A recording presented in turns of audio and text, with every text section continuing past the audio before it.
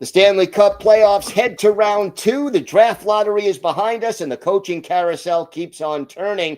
We've got all of that and more coming up on this week's Squad Show. You are talking puck with the NHL Squad Show, sponsored by Game Time. From the Oilers to the Stars, Golden Knights, and the Panthers, the Rangers, Avalanche, and yes, even the Maple Leafs. The Locked On Podcast Network brings together all its local experts to provide the scoops, breakdowns, and comprehensive looks at all the NHL, with plenty of trash talk to go with it. Don't miss the hard hits and glove-dropping hot takes on the Locked On NHL Squad Show. It's time to drop the puck. All right, everybody. Welcome to the NHL Squad. Sit back, grab your favorite beverage, and join us as we get you ready for another wild week across the National Hockey League. We are part of the Locked On Podcast Network, your team every day. Today's episode is brought to you by Game Time. Download the Game Time app, create an account, and use code LOCKEDONNHL for $20 off your first purchase. I'm Gil Martin from Locked On Islanders. I am joined today by Haley Taylor-Simon of Locked On Blues and Shukri Wrights of Locked On NHL Game Night. And boy, let's put a bow on round 1. And Haley, I'm sorry to do this to you, but the Blues, such a heartbreaking way to lose. Do you have some thoughts on that series to just put a bow on it for Blues fans? Yeah, I mean, it's painful. 1.6 seconds is going to stick with all of us. I have been mourning the past couple 24 hours, 48 hours actually. And I think for Blues fans, the one takeaway that you can say in a positive light is that you did push this Winnipeg Jets team, the President Trophy winning Winnipeg Jets team, to a Game 7. So within itself, that's an accomplishment. But at the end of the day, I do believe that this was one of the most painful ways a Blues team has went out in recent history. So it sucks. Feel the pain, deal with the pain, and the tissues. I did cry, though, so it is fitting. But, yeah, just a brutal way to go out. I brought tissues not just only for you, Haley, but for any other NHL fan who may be grieving right now. This is the episode for you. So if you need 1 or 2 or maybe 3, let me know. But in all seriousness, that Game 7, it was part of an epic weekend of Game 7s to wrap up the round number 1. And I stand by what I said on Saturday night, where I said that what we saw in Dallas between the Stars and Avalanche, that third period performance by Mikko Renton is probably the greatest Game 7 performance that we've seen probably in the history of the NHL Stanley Cup playoffs. And it's not hyperbole at all when you think about what he did, the hat trick, and then he also assisted on the Wyatt Johnston goal as well. It was just truly remarkable. But that was one weekend for the record books, and I think one that we're going to be talking about for a long time. It was just great hockey. I mean, yeah. as someone who didn't have a dog in this fight, as a fan of the game, it was just dramatic and exciting. You had the revenge storyline for Rantanen. You had the last second drama in Winnipeg. It was just great hockey, and not just exciting, but just high quality hockey throughout. I agree. And again, if I take the unbiased of me being a Blues fan out of the question, and I'm looking at this objectively just as an NHL fan or a hockey fan or even a casual hockey fan, I can say that ending was out of a storybook. I have never in my life watched a game and my jaw dropped so many times because I could not believe the outcome of it. And again, with that Avalanche and Stars game, like, it's out of a movie. Like, it's Game 7, you're facing your former team, and then boom, like the hat trick, like the assist on Wyatt Johnston's goal, like all of it. It really was one of the most incredible weekends of Game 7s that I have ever watched. Incredible can be good and bad depending on the teams that you root for. But I hope that we get that in round 2. I really do. I hope that we get some Game 7s. Now, again, double OT, a little too long, but I'll take an OT. One OT. Avalanche fans, how are you feeling today? Are you still mourning? Are you still mourning over missing Mikko? I don't blame you. In fact, I like to present this this box of Puffs tissues brought to you by yours truly to basically remind you all why I think that the Avalanche management really they actually like blew this Mikko Rantanen situation. I felt that way back in January, and I still feel even strongly even 4 months later. Whereas, look, money was the source of the issue. It could have been handled much differently. But here's what's incredible about sports. See, sports sometimes you will get the ultimate karma when you least expect it. When you trade him to the East, you're not thinking he's going to come back in your own division. There's no way. No. Right. And then, oh, by the way, and you know that song, Hello, Darkness, My Old Friend, I've come at last to meet again. That was literally Mikko coming back in March 7th to Dallas. And all I could think to myself was, if they meet in round 1, and then they meet in round number 1. But I tell you, in terms of just the drama of round number 1, with the exception of the Carolina Devils series, yes, I know Game 5 went into double overtime. I know that. But apart from that, it was just compelling. Just really compelling hockey all the way through and through. And even just to start the second round, now with drama between the Maple Leafs and the Panthers, Sam Bennett, you're on absolute watch right now. I'm watching you. It's just remarkable. It truly is. Well, let me ask you this. If you're a member of the Maple Leafs, how do you handle Sam Bennett for the rest of this series? You're going at him the whole time. Pound him into the dog on ice. Without getting suspended yourself. Well, justice has to be served somehow. I'm sorry, Haley. Go ahead. It's a high bar, right, to get suspended. You could probably get away with a lot because he didn't get suspended. Gil, with all due respect, if that happens, this is where I encourage social media to completely annihilate the Department of Player Safety of the NHL, because that would just expose a hypocrisy yet again. What Sam Bennett did was a suspendable action. Yes. And now, if the Maple Leafs said, hey, you know what? Retribution time. And by the way, keep in mind, guess who's the head coach? Craig Berube, who was the head coach of the St. Louis Blues, the most ice bully team that I probably have seen in the last 10 years to win the Cup in 2019 against my Boston Bruins. So what do you think he's cooking up in that locker room in Toronto? Oh, someone's going to carry the deed. I wonder who it could be. Oh, that's right. Max Domi, maybe, perhaps. Maybe he gets a little into the fun action, for all I know. But I'm telling you, I expect fireworks in game number 2. Oh, yeah. If there wasn't going to be before. I cannot wait for that game 2. But again, when it comes to player safety, and this is a tendency that we've seen around the NHL with the inconsistency, and I don't care if it's the playoffs, I don't care if it's the regular season, nothing ever happens in preseason most of the time.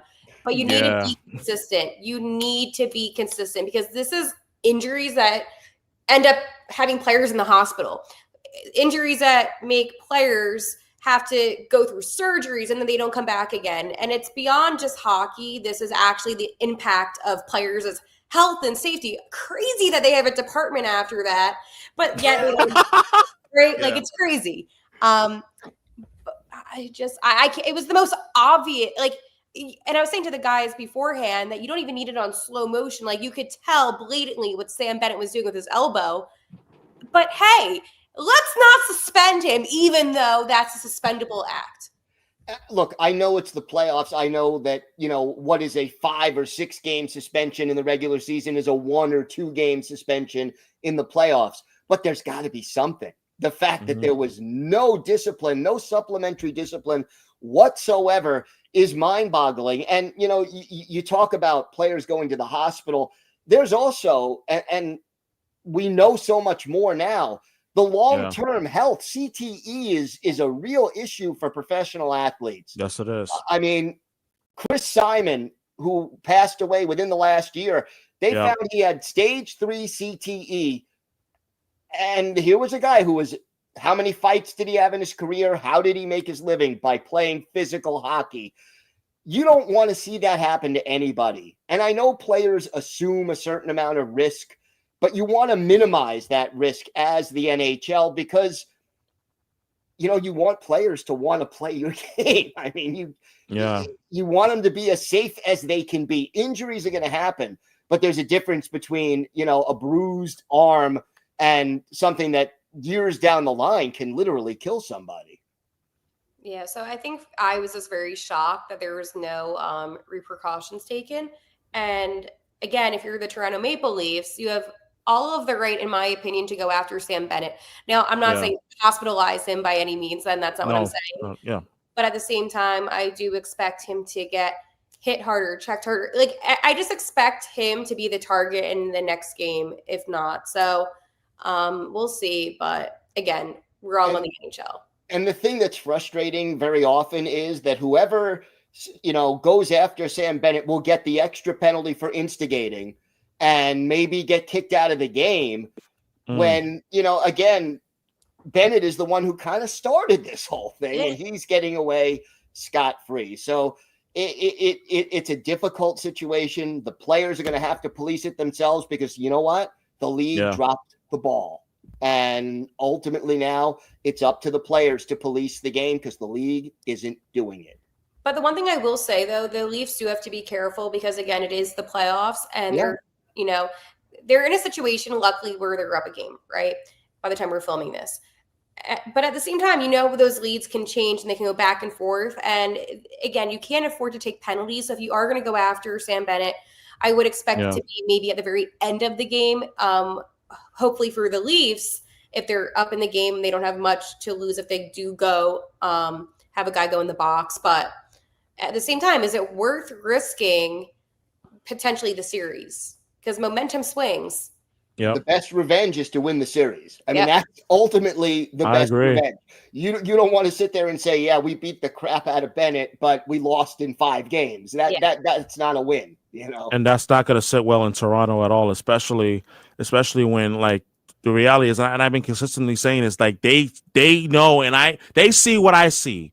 This Maple Leafs team is different from years past where they could actually win the series in maybe 6 or even 7 games, and plus they have home ice advantage. So like if you're and you're right, if you're the Maple Leafs, you gotta be smart about it, so to speak. Pick your shots. Pick your shots. That's the bottom line. All right, we've got more to talk about on this week's Squad Show. Round 2 underway. We'll discuss some of the other series. The draft lottery took place. We'll break down some of that. All that coming up on today's NHL Squad Show. Today's episode is brought to you by Indeed. You just realized your business needed to hire someone yesterday. How can you find amazing candidates fast? Easy. Just use Indeed. When it comes to hiring, Indeed is all you need. Stop struggling to get your job post seen on other sites. Indeed sponsored jobs put your post at the top of the page and helps you reach the right candidates faster. I've been in that spot where you need to hire like yesterday. The pressure is on, and every day without the right person is a setback. That's exactly when Indeed sponsored jobs comes in handy. They make sure your post is seen by the right candidates right now. Now you could speed up your hiring process with a $75 sponsored job credit. Just go to Indeed.com/lockedon right now and support our show by saying you heard about Indeed on this podcast. Terms and conditions apply. Indeed. Hiring, Indeed, is all you need. Indeed. So we touched a little bit on the Florida-Toronto series. What other series is kind of catching your eye right now? Vegas, Edmonton. That's a fun one. Because that one I had a chance to talk about that series just a little bit on a different platform. And that one I am excited for a couple of major reasons. Number one, obviously Connor McDavid and Leon Draisaitl. That's number one. But number two, on the other side, Vegas, this is the deepest and the heaviest defenseman core in the league that Vegas has. I want to see how Bruce Cassidy matches up on his D core and as well as on the lines against whenever McDavid and Draisaitl is on the ice. And I think that is going to be so much fun because it's not going to just be about McDavid and Draisaitl. You're going to want to see, can Evander Kane come up huge for the Edmonton Oilers? You want to know if Ryan Nugent-Hopkins can come up huge. You want to know if Zach Hyman can come up huge for Edmonton. and so forth. So that series has got my attention. But if you're Edmonton, do yourself a favor and don't try to fall behind 0-2 like you did against the Kings, because this Vegas team is more than capable of. If you fall behind 0-2, they could sweep you or maybe win in 5. No doubt. This, here's one thing I got to say. There weren't a lot of upsets in round 1, but it does set up some really quality matchups in round 2. I don't think there's one matchup in this round where you go, oh yeah, slam dunk. This is 4 games, 5 games. These are all potentially really good series between some really good teams. And, Washington, Carolina, that's like another grudge match, really. And right now, by the time we're filming this, we're actually tied 1-1 as there's only like a minute left in the final frame. So it just shows how close this is. And call me crazy, because what I'm about to say sounds crazy, but the series that I am actually most excited about is the Jets and the Stars, because these are teams, for obvious reasons. Dallas, I personally think that every single year when I watch Dallas in the playoffs, I always think, and I said this last year, they can win the cup. And I do believe that they have talent. I mean, Jake Ottinger is one of my favorite goalies in the NHL, and his skill set is phenomenal. And in the playoffs, we see that, right? But for whatever reason, I feel like this is going to be the series that's going to go to 7 again. I really do. I think that these two teams are going to match up really well against each other. Obviously, I saw a lot of Winnipeg, but after the win that they had, the confidence that's installed with this team is going to go through the roof. I believe that Connor Hellebuyck will be playing good again. And it's a goalie and goalie matchup in this series, which is different than some of the other series, because both of these teams, they do have strong offense, but it's going to come down to the guys in net. So that is why I'm most looking forward to this series. I love a good goalie matchup, and that is exactly what Dallas and Winnipeg is going to give. I don't think you're crazy in that assessment at all, Haley. It's not about the assessment. It's about the fact that I'm going to be watching heavily the series of the one that broke my heart. Of course. Like, I mean, you're not crazy in your take, but what I will say is that I still don't trust Winnipeg. My heels are well into the mud of the Schuylkill River. Philly reference for those who don't live in Philly. Listen, water ice. But the truth is that, look, Connor Hellebuyck has still got to prove to me the fact that he win on the road. Can he actually have a better season than he did against St. Louis? Because look, he wasn't that impressive. Yes, he turned it around. He flipped the switch in the third period, and as well as the 2 overtimes. I'll give him that. Yes. However, the trust factor versus Jake Ottinger, I'm taking Jake Ottinger 7 out of 7. But then to take it a whole other level too. I am willing to say right here, right now, that Dallas is the deeper team with a healthy Jason Robertson and a healthier Miro Heiskanen as well, potentially coming back this series. Yeah. So with that being said, I am like, Jets, you may have actually met your match. And Dallas, I'm actually expecting him to win that series and move on to the Western Conference Final, because yes, I agree with you, Haley, about the goaltending. The Ottinger and Hellebuyck, 2 of the best American goalies right now in the NHL. Yeah. However, Ottinger, I trust him in big moments. Yes, Jet fans are going to come at me on social media, most namely TikTok. Because Hellebuyck, he won a game 7. He came up huge. Like, listen. He got pulled in 3 games already in the playoffs out of 7. Exactly. Do it over the course of a full series, not just one game. So, Dallas. The whole key, though, Shukri, in my opinion, you got to also ask this. Heiskanen coming back, Robertson coming back, how healthy are they? Are you going to get 100% of them, 80%, 75%?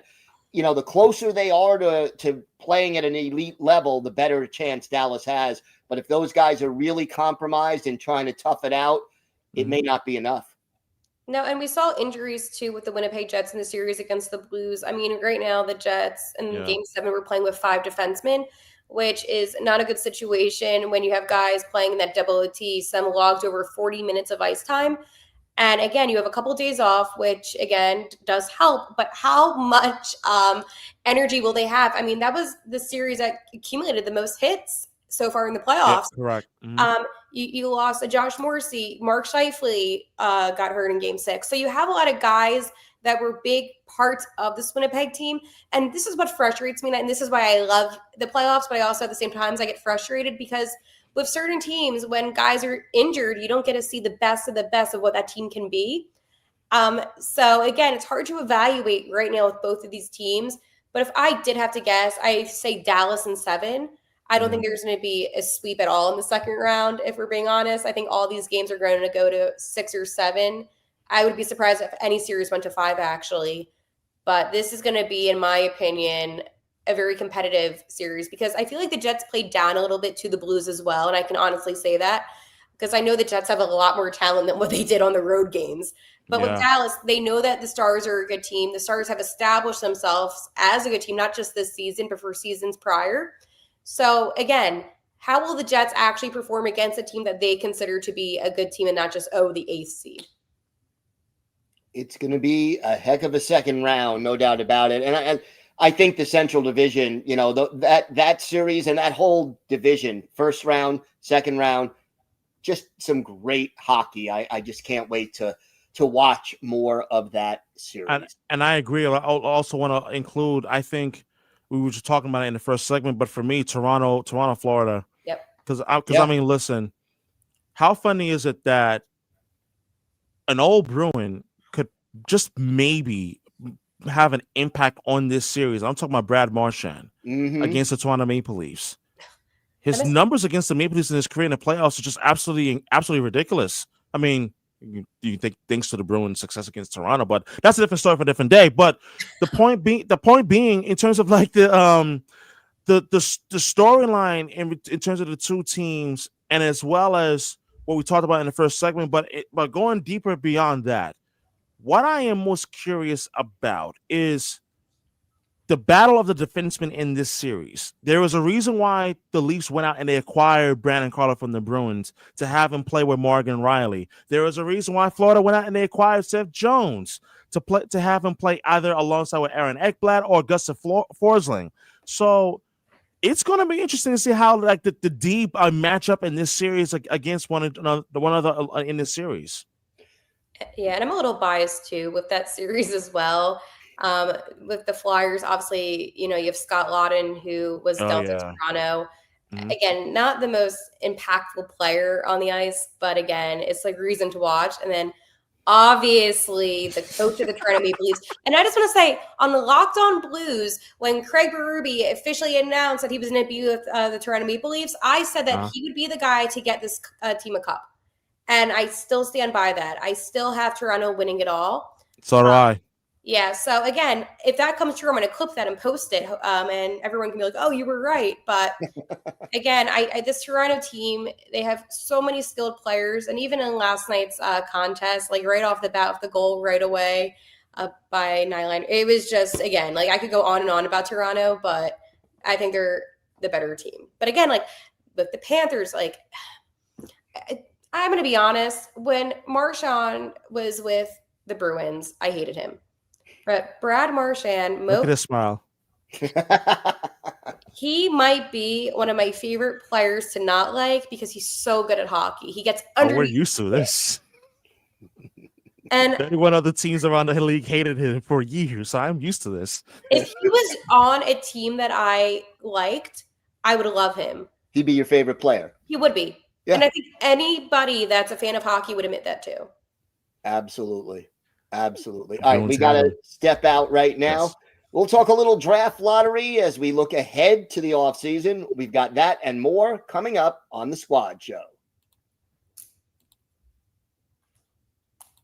This episode is brought to you by Monarch Money. Ever check your bank account and wonder, where did all my money go? Between dining out, online shopping, and entertainment, it's easy to lose track. That's where Monarch Money comes in, your personal CFO, giving you full visibility and control over your finances. Monarch Money isn't just a budgeting app, it's a complete financial command center. You can track all your accounts, investments, and spending in one place, so you stop just managing your money and start building wealth. When I started using Monarch, I realized just how much I was spending on food delivery. Now I budget smarter and save more. Instead of juggling multiple apps, you could use Monarch to check your finances, track spending, and even plan long-term goals. So take control of your finances with Monarch Money. Use code LOCKEDONNHL at monarchmoney.com for 50% off your first year. That's monarchmoney.com, code LOCKEDONNHL for half off your first year. So the draft lottery was earlier this week, and I have to say my Islanders pulled off a shocker, getting the first pick with only a 3.5% chance. I'm laughing because I'm laughing at Haley.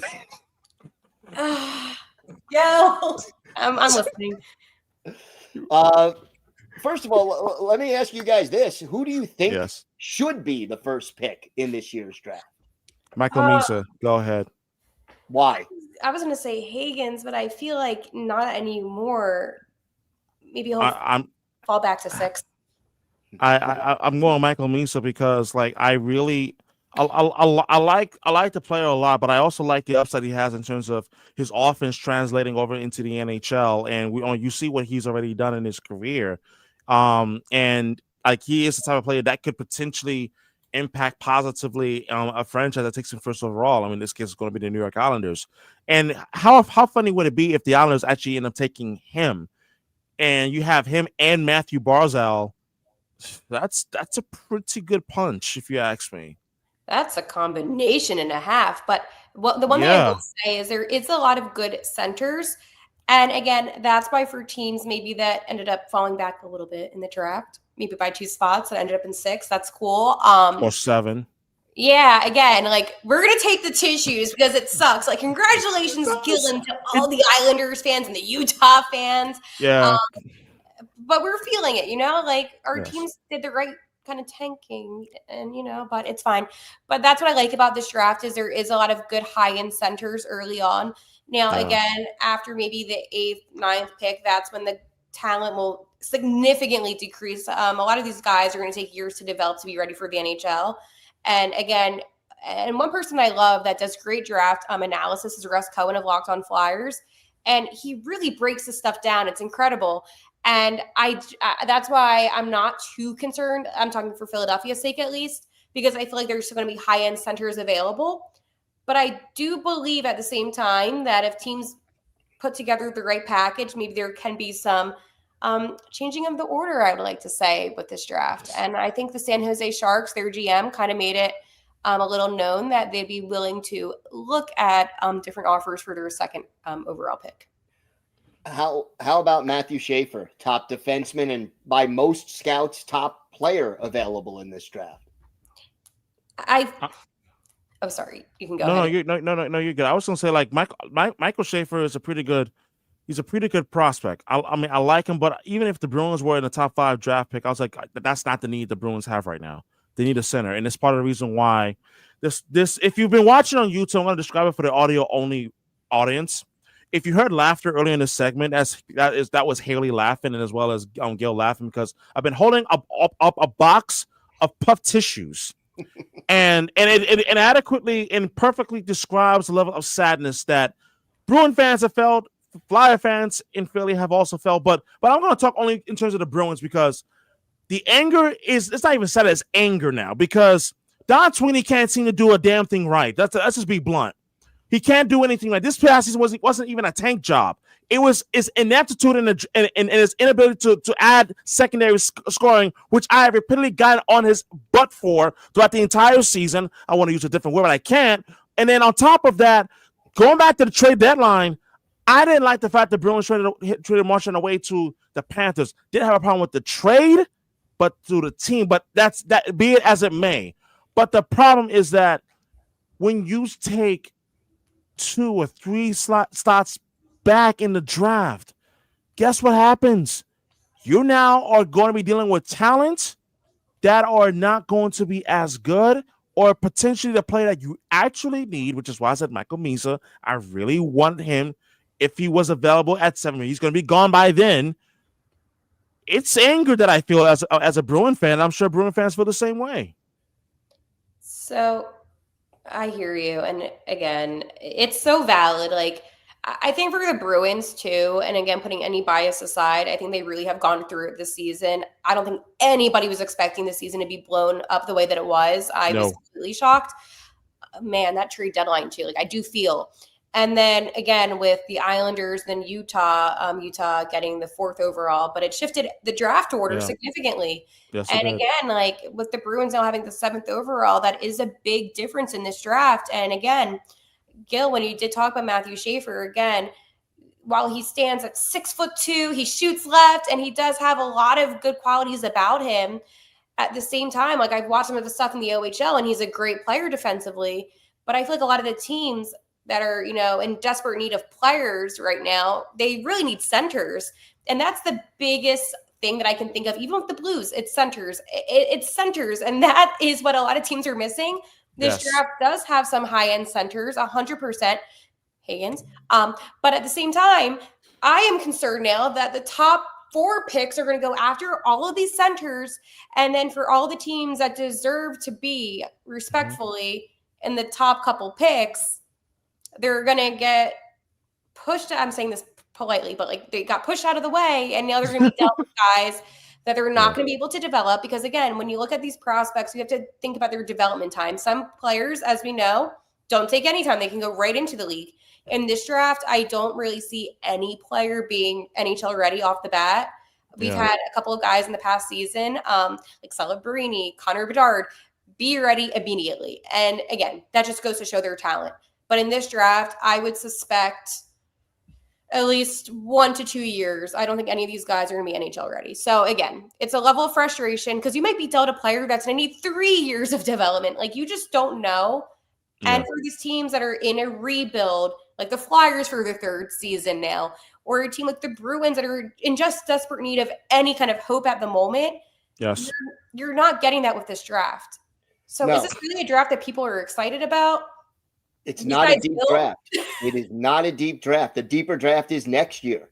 And we'll see how that plays out. Well, thank you for making the Squad Show your first listen today. For your second listen, check out the all-new Locked On NHL Game Night. Every game, every night until a Stanley Cup champion is crowned.